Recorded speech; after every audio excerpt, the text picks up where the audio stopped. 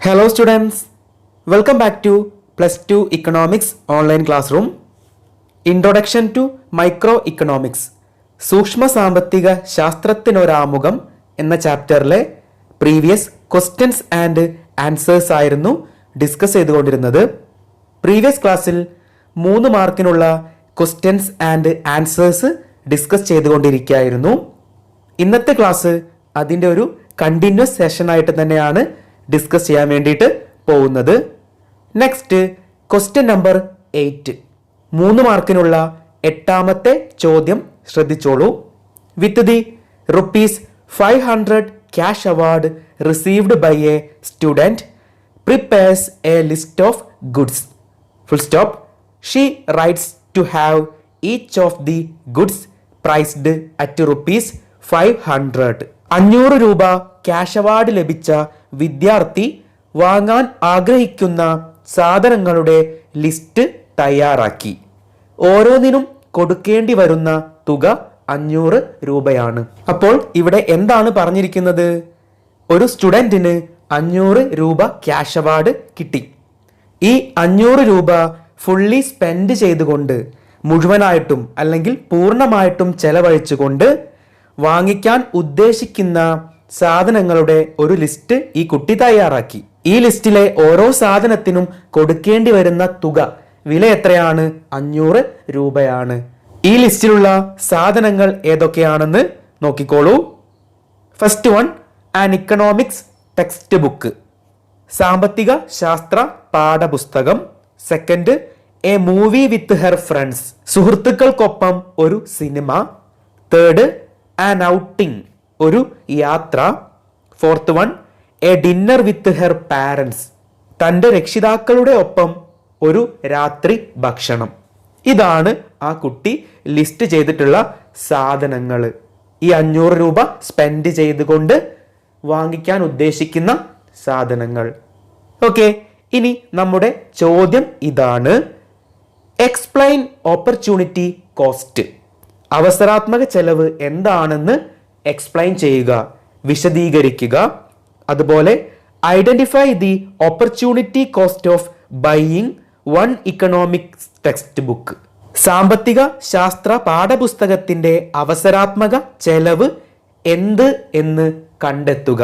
ഈ 2 ചോദ്യങ്ങൾക്കാണ് മേൽപ്പറഞ്ഞ ഈ ഒരു കാര്യത്തിൽ നിന്നും നിങ്ങൾ ഉത്തരം കണ്ടുപിടിക്കേണ്ടത്. ആദ്യം എഴുതേണ്ടത് എന്താണ് അവസരാത്മക ചെലവ്? What is opportunity cost? എന്തായിരുന്നു?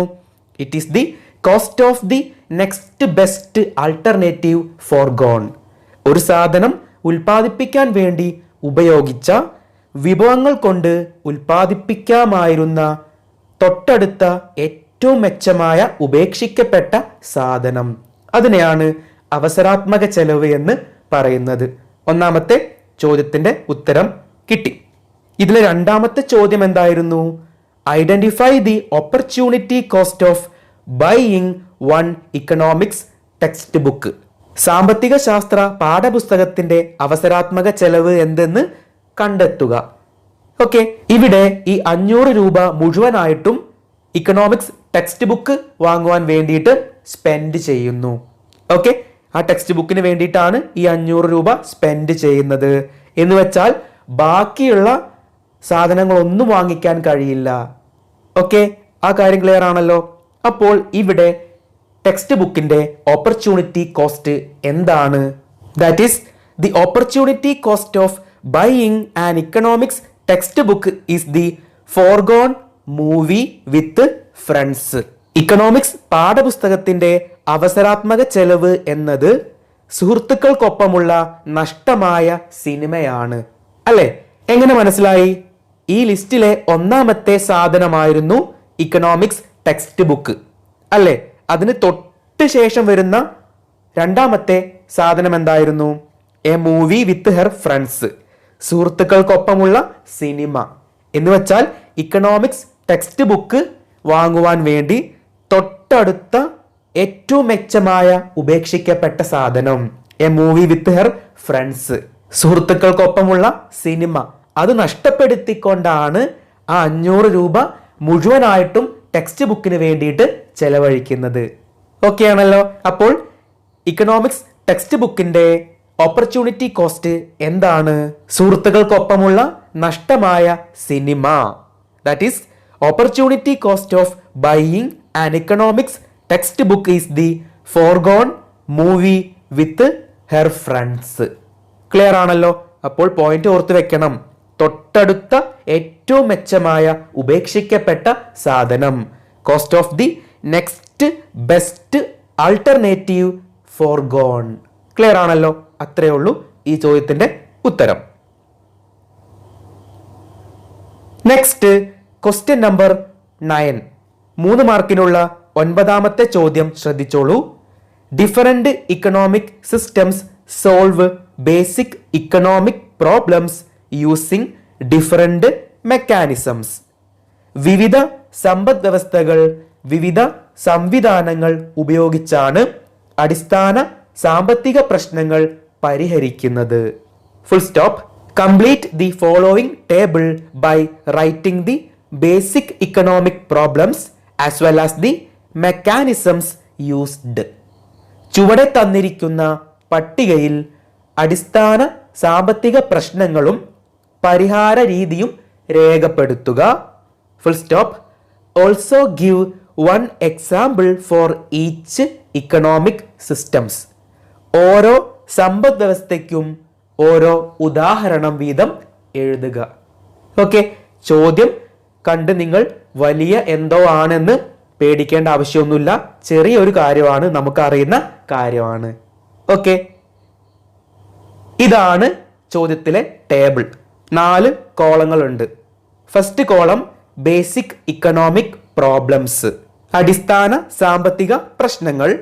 രണ്ടാമത്തെ കോളം ക്യാപിറ്റലിസം, മുതലാളിത്തം. മൂന്നാമത്തെ കോളം സോഷ്യലിസം. നാലാമത്തെ കോളം മിക്സഡ് ഇക്കണോമി, മിശ്ര സമ്പദ് വ്യവസ്ഥ. ഇതാണ് 4 കോളങ്ങൾ. ഓക്കെ, ഒന്നാമത്തെ കോളം ബേസിക് ഇക്കണോമിക് പ്രോബ്ലംസ് ആണ്. ഇവിടെ 1, 2, 3 നമ്പേഴ്സ് കൊടുത്തിട്ടുണ്ട്. എന്ന് വെച്ചാൽ 3 സാമ്പത്തിക പ്രശ്നങ്ങളാണ് ഉള്ളത്, അല്ലേ? There are 3 basic economic problems. നമുക്കറിയുന്ന കാര്യമാണ്.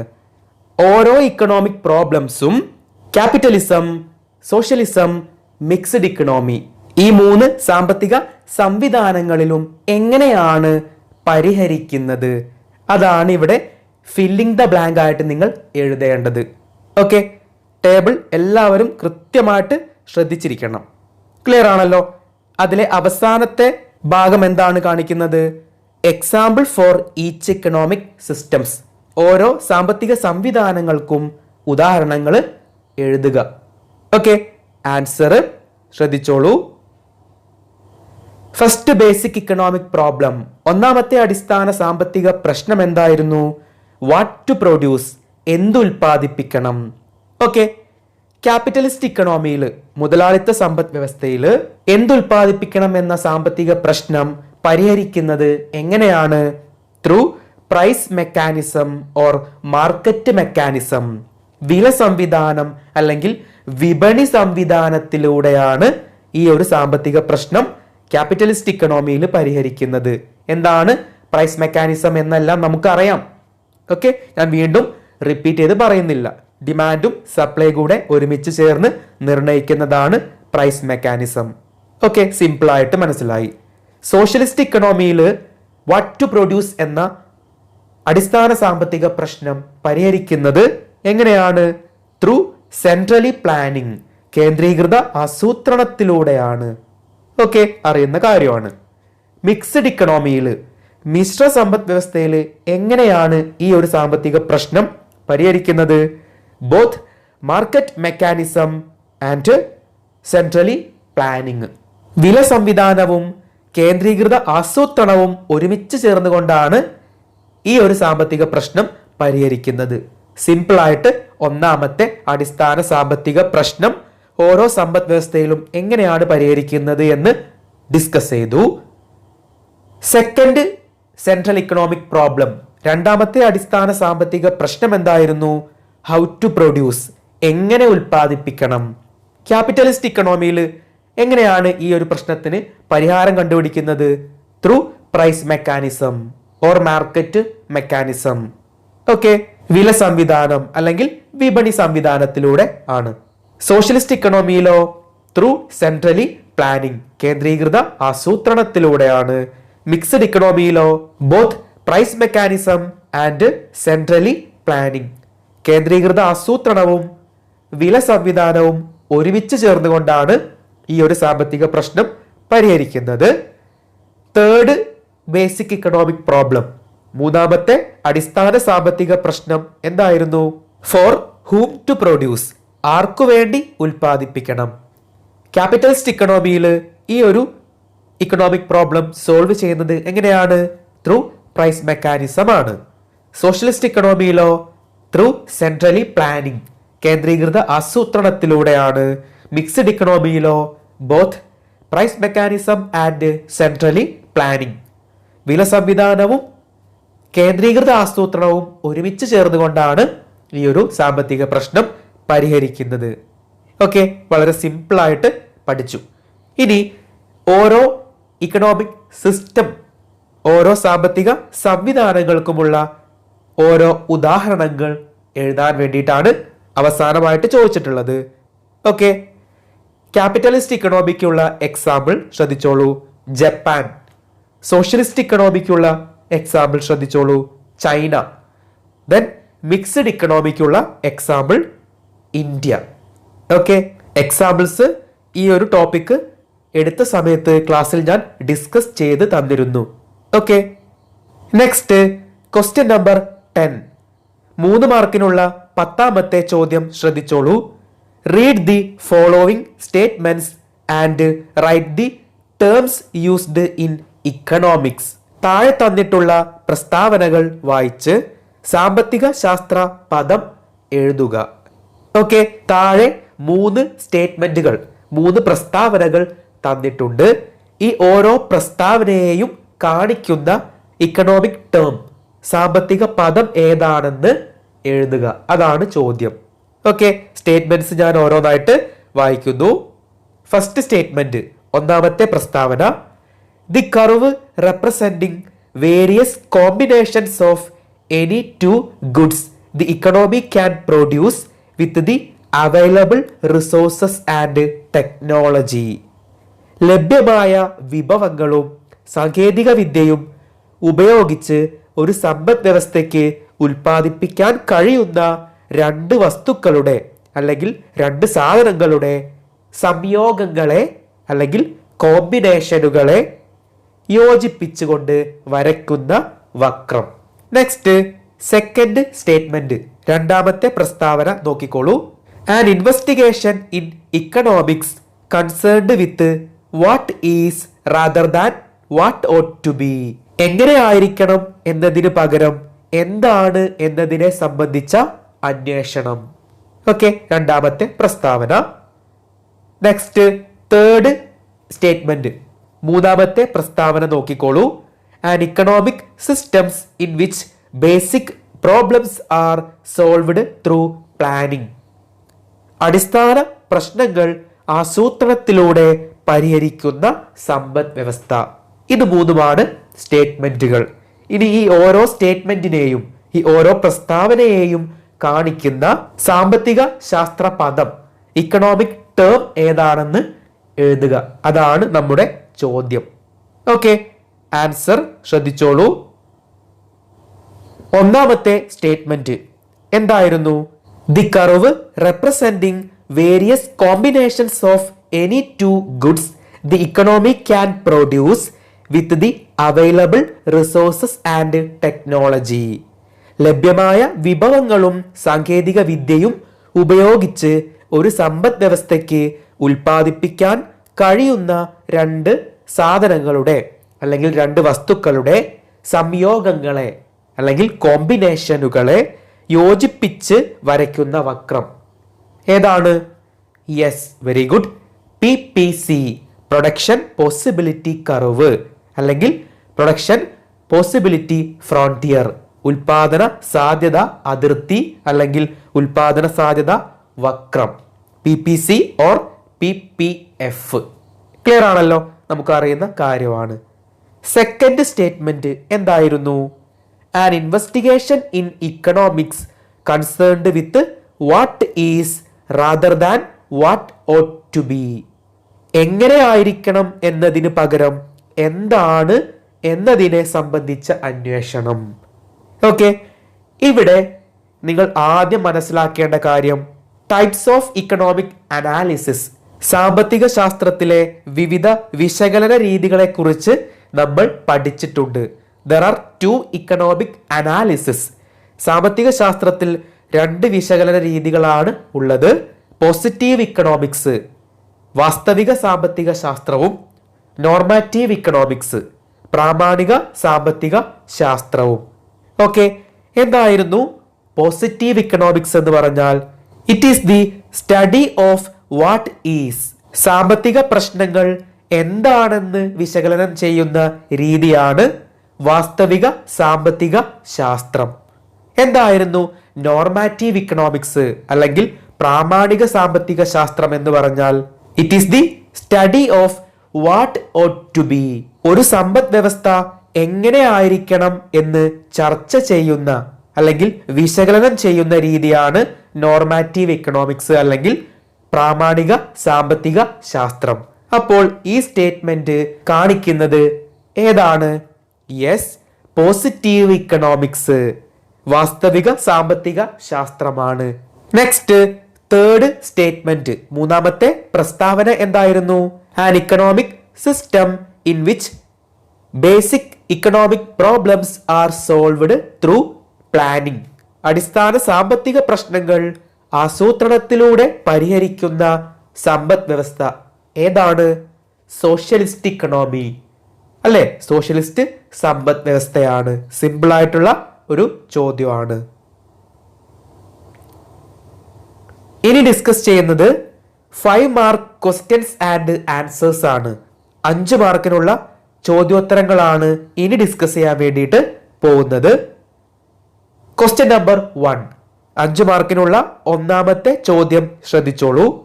Classify the following statements into positive and normative economics. താഴെ തന്നിരിക്കുന്ന പ്രസ്താവനകളെ വാസ്തവിക സാമ്പത്തിക ശാസ്ത്രം, പ്രാമാണിക സാമ്പത്തിക ശാസ്ത്രം എന്നിങ്ങനെ തരംതിരിക്കുക. Okay, positive economics and normative economics categorize ചെയ്യാൻ വേണ്ടിയിട്ടാണ് ചോദിച്ചിട്ടുള്ളത്. ഇവിടെ 4 സ്റ്റേറ്റ്മെന്റ്സ്, 4 പ്രസ്താവനകളാണ് കൊടുത്തിട്ടുള്ളത്. ഇതിൽ ഏതൊക്കെ പ്രസ്താവനയാണ് പോസിറ്റീവ് ഇക്കണോമിക്സ്, ഏതൊക്കെ പ്രസ്താവനയാണ് നോർമാറ്റീവ് ഇക്കണോമിക്സ് എന്ന് വേർതിരിച്ച് എഴുതാൻ വേണ്ടിയിട്ടാണ് നിങ്ങളോട് ചോദിച്ചിട്ടുള്ളത്. ഓക്കെ, ഒന്നാമത്തെ സ്റ്റേറ്റ്മെന്റ്, ഒന്നാമത്തെ പ്രസ്താവന നോക്കിക്കോളൂ. Statement 1, India introduced A new economic policy in 1991. India 1991 പുത്തൻ സാമ്പത്തിക നയം രൂപീകരിച്ചു അല്ലെങ്കിൽ ആവിഷ്കരിച്ചു. രണ്ടാമത്തെ സ്റ്റേറ്റ്മെന്റ്, സ്റ്റേറ്റ്മെന്റ് 2, രണ്ടാമത്തെ പ്രസ്താവന നോക്കിക്കോളൂ. Globalisation badly affected India's agricultural sector. ആഗോളവൽക്കരണം ഇന്ത്യയുടെ കാർഷിക മേഖലയെ ദോഷകരമായി ബാധിച്ചു. തേർഡ് സ്റ്റേറ്റ്മെന്റ്, മൂന്നാമത്തെ സ്റ്റേറ്റ്മെന്റ് നോക്കിക്കോളൂ.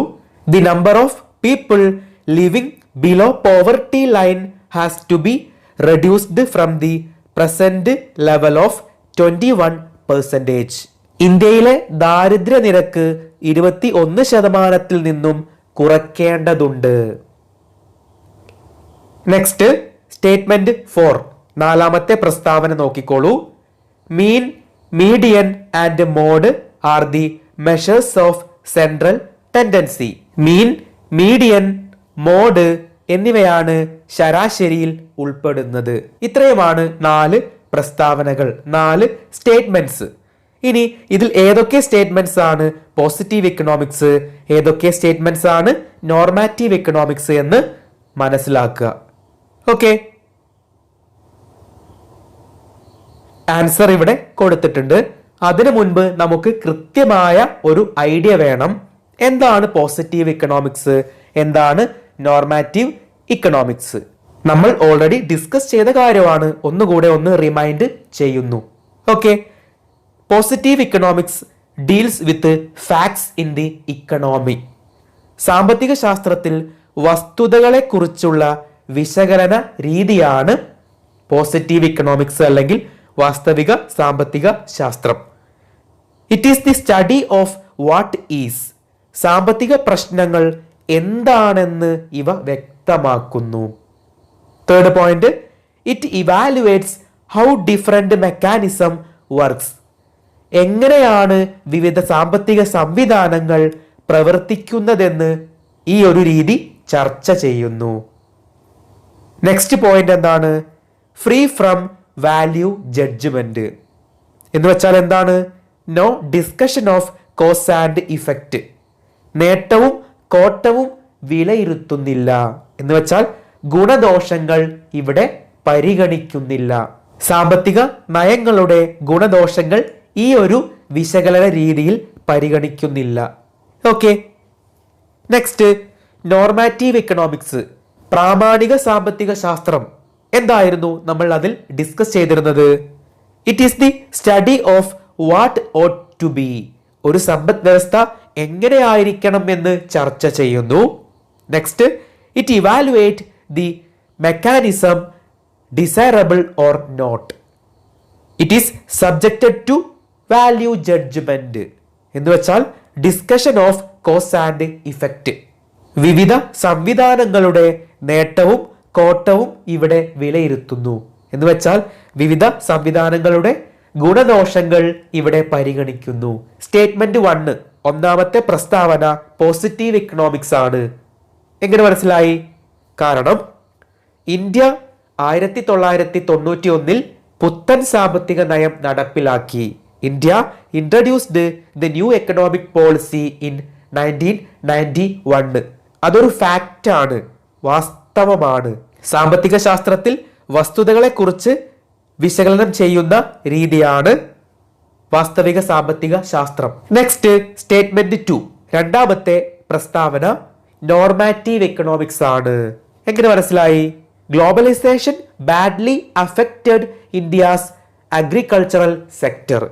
ആഗോളവൽക്കരണം ഇന്ത്യയുടെ കാർഷിക മേഖലയെ ദോഷകരമായി ബാധിച്ചു. ആഗോളവൽക്കരണം നടപ്പിലാക്കി, അതൊരു പോളിസിയാണ്. അതിന്റെ ഫലമായിട്ട് ആഫ്റ്റർ ഇഫക്റ്റ് ആയിട്ട് അത് അഗ്രികൾച്ചറൽ സെക്ടറിൽ അഡ്വേഴ്സ് ആയിട്ട് അഫക്റ്റ് ചെയ്തു, കാർഷിക മേഖലയെ ദോഷകരമായി ബാധിച്ചു. എന്ന് വെച്ചാൽ സംവിധാനങ്ങളുടെ ഗുണദോഷങ്ങൾ പരിഗണിക്കുന്നു. അങ്ങനെ പരിഗണിക്കുന്ന വിശകലന രീതി ഏതാണ്? നോർമാറ്റീവ് ഇക്കണോമിക്സ് ആണ്, അല്ലെ? പ്രാമാണിക സാമ്പത്തിക ശാസ്ത്രമാണ്. ഇവിടെ discussion of cause and effect, that is ഇവിടെ വാല്യൂ ജഡ്ജ്മെന്റ് ഉണ്ട്. ക്ലിയർ ആണല്ലോ? നെക്സ്റ്റ് സ്റ്റേറ്റ്മെന്റ് 3, മൂന്നാമത്തെ പ്രസ്താവന നോർമാറ്റീവ് ഇക്കണോമിക്സ് ആണ്. എങ്ങനെ മനസ്സിലായി?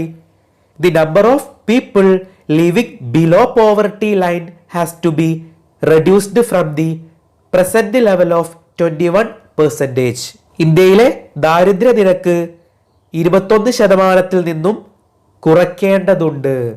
എന്ന് വെച്ചാൽ പോവർട്ടി എന്ന് പറഞ്ഞാൽ അതൊരു കേഴ്സാണ്, ഒരു ശാപമാണ്. ഏതൊരു രാജ്യത്തിലും ദോഷകരമായ ഒരു സാഹചര്യമാണ്. ക്ലിയർ ആണല്ലോ? അപ്പോൾ ഇത് നോർമാറ്റീവ് ഇക്കണോമിക്സ് ആണ്, പ്രാമാണിക സാമ്പത്തിക ശാസ്ത്രമാണ്.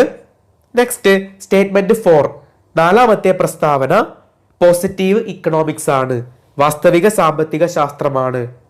എന്തുകൊണ്ടാണ്? Mean, median and mode are the measures of central tendency.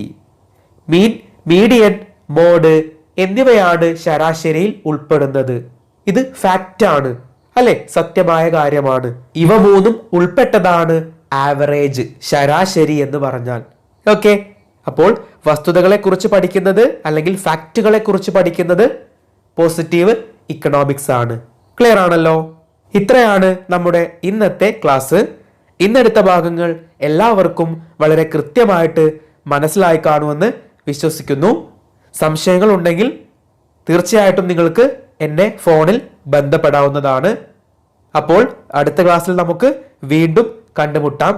എല്ലാവർക്കും ഒരു ശുഭദിനം നേർന്നുകൊണ്ട് നിർത്തുന്നു. Thank you so much.